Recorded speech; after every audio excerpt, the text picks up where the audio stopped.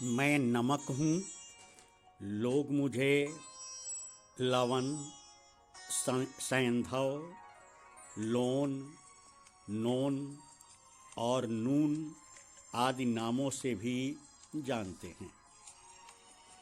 इस बार क्षितिज की ओर से मुझे इस बात का निमंत्रण मिला है कि मैं भी उसके विमर्श में सम्मिलित होकर अपनी आत्मकथा लोगों तक पहुंचाऊं। तो ऐसे में मैं क्षितिज के सभी विद्वानों का हार्दिक अभिनंदन करता हूं, उन्हें नमन करता हूं, उनका स्वागत करता हूं।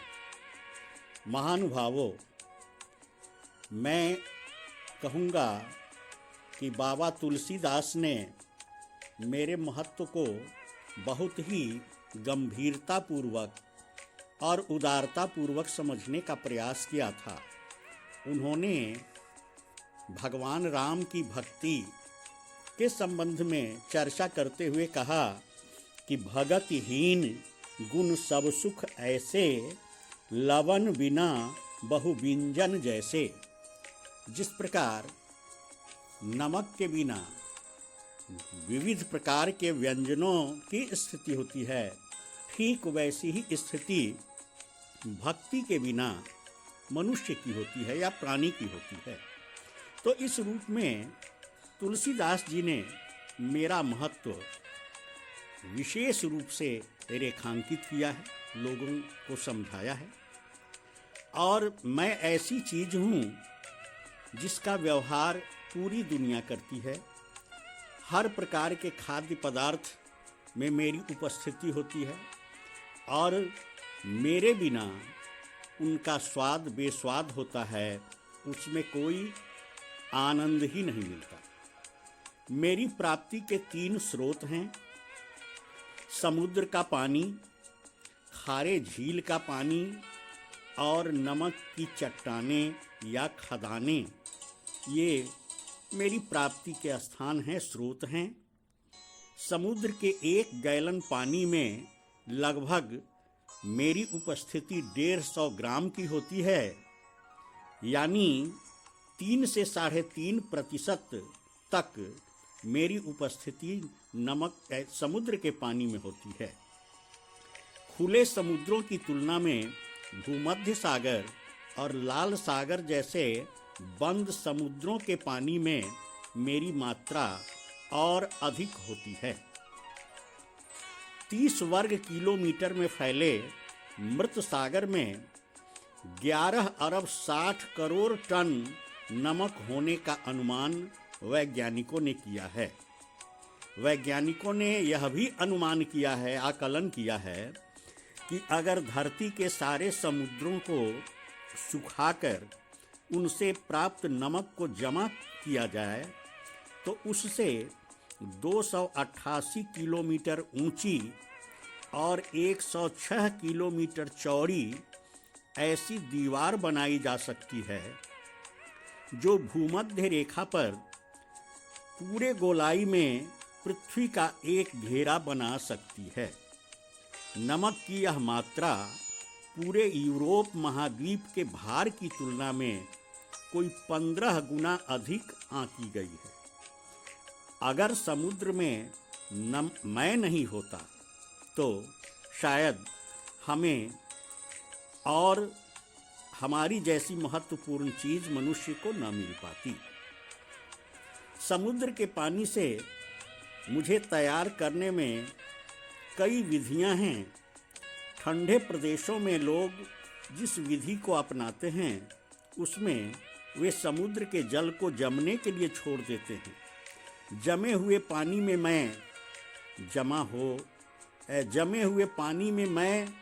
नहीं जमा हो पाता, इसलिए मैं बिना जमे हुए पानी में पहुंचकर अपनी मात्रा, अपना प्रतिशत बढ़ा लेता हूँ। जब लोग बर्फ को हटाते हैं तो उसके नीचे जो अवशेष होता है उसमें मेरी उपस्थिति होती है और बार बार इस प्रक्रिया को दोहराकर लोग मुझे प्राप्त कर लेते हैं।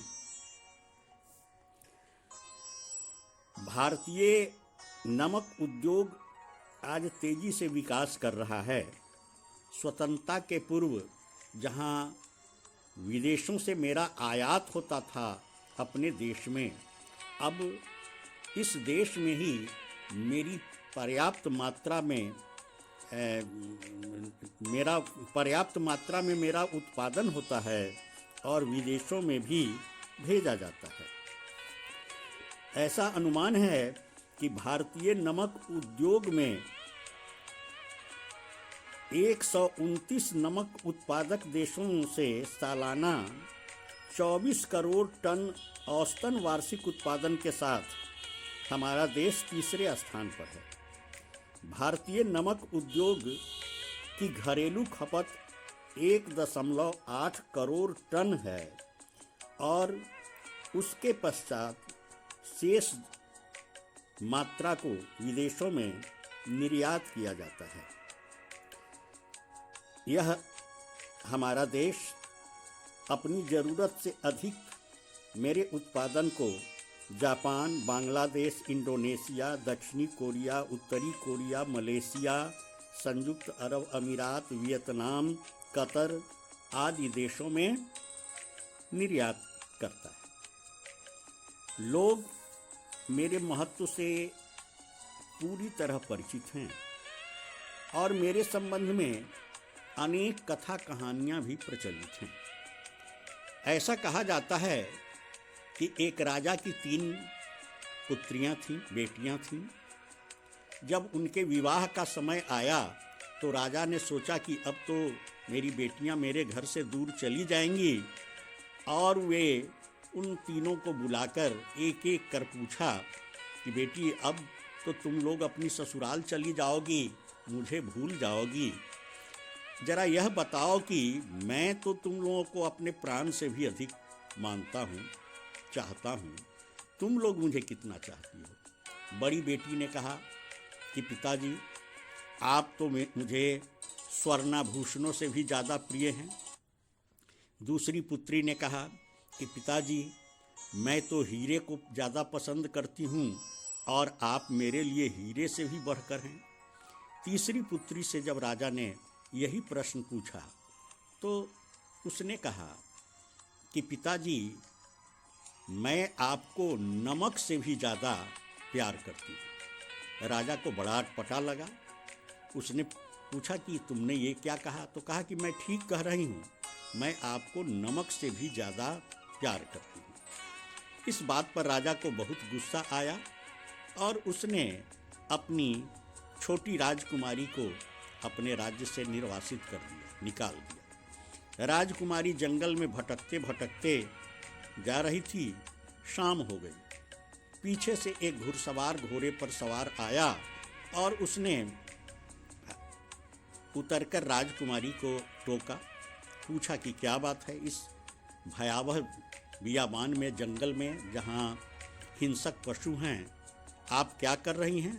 तो राजकुमारी ने अपनी सारी कथा सुनाई और उस व्यापारी ने राजकुमारी को आग्रहपूर्वक कहा कि आप मेरे साथ चलें, मेरे माता पिता की संरक्षण में आप रहेंगी और जब आपके पिता आ जाएंगे तो आप उनके पास चली जाएंगी।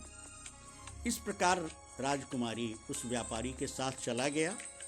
कुछ दिनों के बाद व्यापारी के माता पिता ने दोनों की शादी करा दी। संयोगवश एक बार उस राजकुमारी के पिता राजा उस जंगल में शिकार करने आए और शिकार करने के क्रम में वे रास्ता भटककर उस गांव में आ गए। रात्रि का अंधेरा, शाम का अंधेरा फैलने लगा था और उस व्यापारी ने अपने निवास पर राजा का स्वागत किया, आश्रय दिया। संयोगवश राजकुमारी ने किसी प्रकार अपने पिता को आते हुए देख लिया था और जब रात्रि काल में व्यापारी ने राजा के भोजन की व्यवस्था की तो सोने, चांदी, हीरे जवाहरात जटित पात्रों में विविध प्रकार के व्यंजन परोसे गए और राजा जब उनमें से कुछ व्यंजन को मुंह में रखा तो भीतर से अनमना हो गया, क्योंकि किसी भी व्यंजन में कोई स्वाद नहीं था, सब फीका फीका था। इस प्रकार उसने सभी प्रकार के व्यंजनों को चखा, लेकिन किसी में स्वाद नहीं मिला। तो राजा रुष्ट होकर बोला कि भाई आपके घर में नमक नहीं है क्या? आप इसी प्रकार का भोजन करते हैं? इस पर व्यापारी ने कहा कि राजन, एक बार आपकी पुत्री ने आपसे कहा था कि मैं आपको नमक से भी ज़्यादा प्यार करती हूँ, तो आप उसे रुष्ट होकर निर्वासित आपने कर दिया। और आज आपके सामने हीरे जवाहरात से जड़े हुए टेबल हैं, उस पर रत्न सोने से के थाल हैं, कटोरे हैं, उसमें मैंने इतना सुंदर भोजन आपके सामने रखा, फिर आप उदास क्यों हो गए, नाराज़ क्यों हो गए? इस पर राजा को अपनी गलती का एहसास हुआ और वह जान पाया कि वह उसकी पुत्री राजकुमारी का ही घर है, और इस प्रकार उसने अपनी पुत्री को क्षमा करते हुए उससे क्षमा मांगी और कहा कि मैं आज समझ पाया कि ज़िंदगी में नमक के बिना कोई स्वाद नहीं है और नमक के बिना जीवन बेकार है। इस प्रकार मेरी महत्ता लोगों ने समझी। मेरे विषय में और भी कथा कहानियाँ हैं। एक कथा में कहा जाता है कि एक व्यापारी जो नमक का व्यापार करता था, गांवों तक जाने में कई नदियों को पार करता था।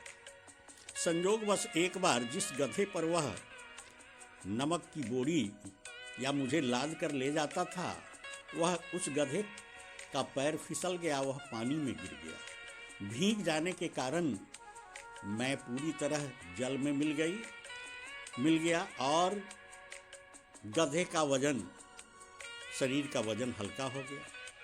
गधे को एक उक्ति सूझी कि अब जब भी नमक का बोरा लेकर चलूँगा तो यही करूँगा। दूसरी बार भी उसने ऐसा ही किया। व्यापारी समझ गया कि यह गधा मेरे साथ चालाकी कर रहा है, तो अगली बार उसने नमक यानी मेरी जगह रुई की बोरियां ला दी और गधे अपनी आदत के अनुसार गधा फिर पानी में लुढ़क गया। अब की बार रुई के बोरे भीग गए और इतना भारी हो गए कि गधा को उस जल से निकलकर बाहर जाना मुश्किल हो गया। तो इस प्रकार मेरे विषय में बहुत सारी किंवदंतियाँ या और कथाएं भी हैं।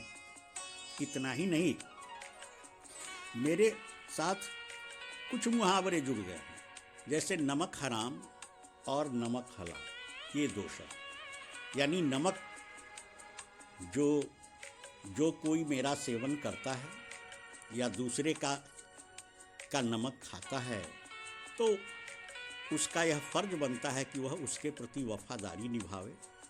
अगर वह वफादारी निभाता है तो नमक हलाल कहलाता है, अगर नहीं निभाता है तो नमक हराम कहलाता है।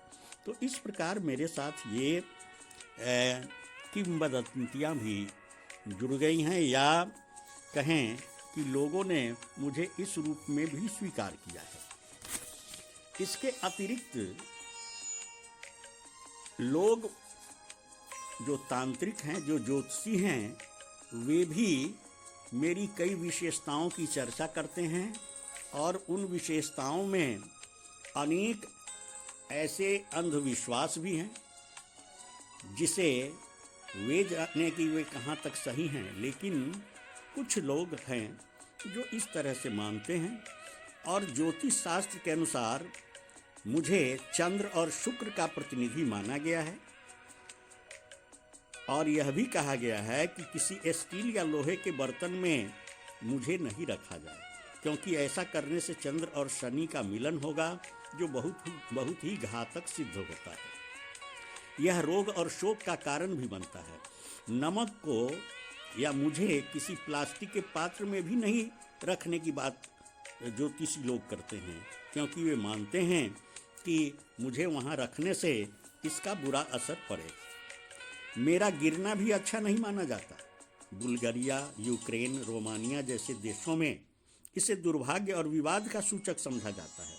भारत में इसका गिरना भी अशुभ माना जाता है। मेरे गिरने से चंद्रमा और शुक्र दोनों कमजोर हो जाते हैं। यह भी मान्यता है कि भोजन पकाते समय उसे चखना नहीं चाहिए, क्योंकि उससे उसकी पवित्रता नष्ट हो जाती है। अगर मेरी मात्रा कम है तो बाद में उसे डाला जा सकता है। और यह भी कहा जाता है कि कोई मुझे सीधे सीधे किसी व्यक्ति के हाथ में न दे, बल्कि पैकेट भी देने से बचे। ऐसा करने से उस व्यक्ति से उसका संबंध खराब होता है। यह भी कहा जाता है कि अगर सुखी रहना है और आपको कोई व्यक्ति पसंद नहीं है तो उसका नमक न खाएं, उसका मीठा खा सकते हैं। किसी पापी पुरुष के यहाँ का नमक भी कदापि न खाएं, अन्यथा आपको जीवन भर उसी के समान जीवन बिताना पड़ेगा। यह भी कहा जाता है कि मजबूरी या दबाव में भी किसी का नमक नहीं खाना चाहिए। यह भी कहा जाता है कि दरिद्रता दूर करने हेतु एक बार गुरुवार को छोड़कर अन्य दिन घर का फर्श साफ करने के लिए जल में मेरा प्रयोग होना चाहिए। इस प्रकार से घर की नकारात्मक ऊर्जा नष्ट होने की बात कही जाती है और वातावरण की पवित्रता बढ़ती है। इतना ही नहीं, इससे लक्ष्मी प्राप्ति का मार्ग भी खुलता है। यह भी मान्यता है कि घर में धन के प्रवाह को बनाए रखने के लिए कांच के एक गिलास पानी में मुझे मिलाकर घर के नैऋत्य कोने में रखा जाए और उसके पीछे लाल रंग का एक बल्ब लगा दिया जाए। जब भी पानी सूखे तो उस गिलास को साफ करके दोबारा नमक मिलाकर पानी भर दें। यह भी मान्यता है कि बाथरूम और टॉयलेट की दोष से मुक्ति के लिए हर तरह की गंदगी को हटाने वाला रसायन मैं हूँ। एक कांच की कटोरी में मेरा खड़ा स्वरूप यानी समुद्री नमक रखकर इसे बाथरूम में रखें। इस उपाय से भी नकारात्मक ऊर्जा दूर हो सकती है। हर माह कटोरी का पानी और नमक बदला जाए, पुराने नमक को फेंक दिया जाए। तो इस प्रकार की मान्यताएं ज्योतिषियों की हैं और ये कहाँ तक सच हैं वे ही जाने। यह भी कहा जाता है कि टॉयलेट में कांच के बाउल या कटोरे में दरदरा नमक भरकर 15 दिन बाद बदलें। पहला टॉयलेट में सिंक में डाल दें, जो वहाँ से पुराना पड़ जाए उसे सिंक में डाल दें। अगर किसी कारण टॉयलेट उत्तर पूर्व में हो तो इसके दरवाजे पर रोअरिंग लाइन का फोटो पेस्ट कर दें। नज़र उतारने के लिए भी मेरा प्रयोग किया जाता है। यदि आपको या किसी बच्चे को किसी की नज़र लग गई है तो 7 बार एक चुटकी में मुझे भरकर उस पर से उतार कर उसे बहते पानी में डाल दें। नल खोलें और उसे नल के बहते पानी में डाल दें। इससे नज़र दोष दूर हो जाता है। यह भी कहा जाता है कि व्यक्तिगत बाधा के लिए एक मुट्ठी पिसा हुआ नमक लेकर शाम को अपने सिर के ऊपर से 3 बार उतार लें और उसे दरवाजे के बाहर फेंकें। ऐसा 3 दिन लगातार करें। यदि आराम न मिले तो नमक को सिर के ऊपर वार कर शौचालय में डालकर फ्लश चला दें। इससे लाभ मिलने की बात कही जाती है। घर के वास्तु दोष को दूर करने के लिए भी मेरा प्रयोग किया जाता है, रोग मुक्ति के लिए भी। और कहूँ कि एक तरफ जहाँ मैं व्यंजनों का स्वाद बढ़ाता हूँ, उसे सुस्वादु बनाता हूँ और ज़्यादा रुचिकर रूप प्रदान करता हूँ, वहीं दूसरी तरफ मेरा अत्यधिक सेवन स्वास्थ्य के लिए हानिकारक भी है। अधिक सेवन के पश्चात उच्च रक्तचाप का डर होता है। मुझे वैज्ञानिक शब्दावली में सोडियम क्लोराइड कहा जाता है और शरीर में इसकी मात्रा की आवश्यकता पड़ती है। जो लोग इसका समुचित मात्रा में सेवन करेंगे वे स्वस्थ रहेंगे। अधिक मात्रा में सेवन करने से उनका स्वास्थ्य बिगड़ सकता है। यह भी कहा जाता है कि सप्ताह में एक बार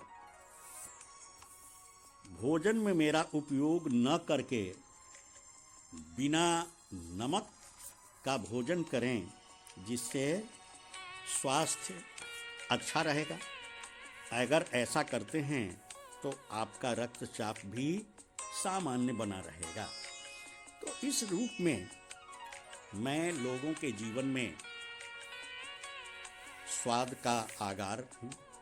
मैं लोगों की भोजन की रुचि बढ़ाता हूँ। इतना ही नहीं, मेरे साथ मैं लवण जो हूँ, मेरे साथ लावण्य जुड़ा हो और मेरा ही लावण्य सुंदरियों के लावण्य का कारण होता है। लोग कहते हैं कि अरे ये रूप नमकीन है या लावण्यपूर्ण है। तो वह लावण्य क्या है? एक कवि ने कहा कि मीठे भावे लोन पर अरु मीठे पे लोन, यानी अगर कोई मीठा खाता है तो उसके बाद वह नमकीन खाना चाहता है, और जब नमकीन खाता है तो मीठा खाने का स्वाद बढ़ जाता है। इसीलिए मीठे भावे लोन पर अरु मीठे पे लोन। तो मेरा महत्व यह है कि मैं जीवन में लावण्य लाता हूँ। भोजन का स्वाद कई गुना बढ़ा देता हूँ। मेरे बिना जीवन निस्तार है, बेस्वाद है, बेजान है। और जो भी समुचित मात्रा में, संयमित मात्रा में मेरा सेवन करते हैं, वे स्वस्थ, सुंदर और सुरुचिपूर्ण जीवन जी पाते हैं। इन्हीं शब्दों के साथ मैं एक बार क्षितिज का आभार व्यक्त करते हुए आप सबसे विदा लेता हूँ।